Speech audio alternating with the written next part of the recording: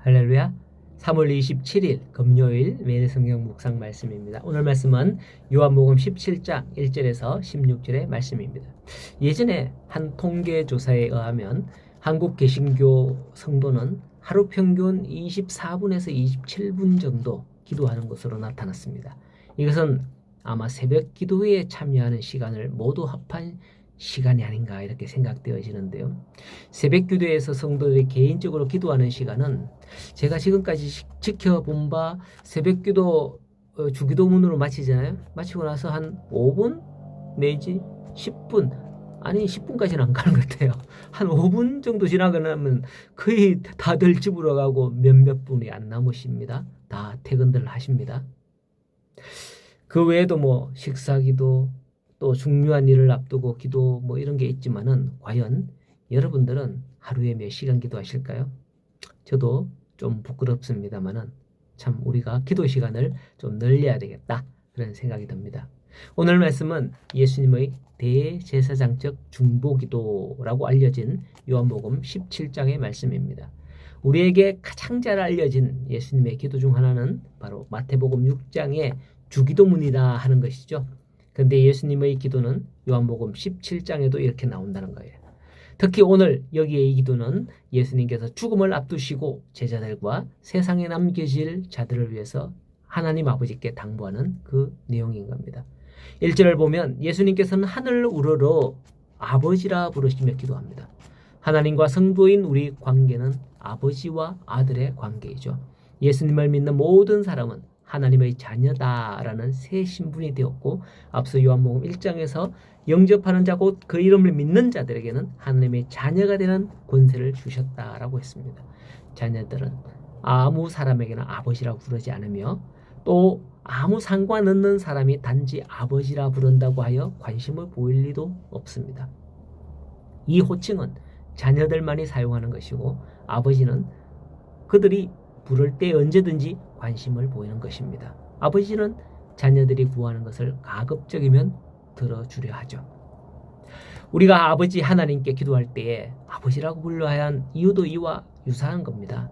오직 하나님의 자녀만이 이 호칭을 사용할 수 있는 거예요. 아버지로 호칭하는 이들은 자녀의 위치로서 기도를 청원하는 것이고 주라 호칭할 때도 있는데 우리가 주여라고 하고 있잖아요.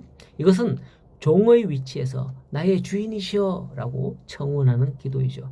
그렇다고 아버지가 옳고 주가 틀렸다 하는 그런 건 아닙니다. 기도할 때 그만큼 친밀감을 느끼며 그렇게 기도하는 것이다 라고 하는 것을 얘기하는 거예요.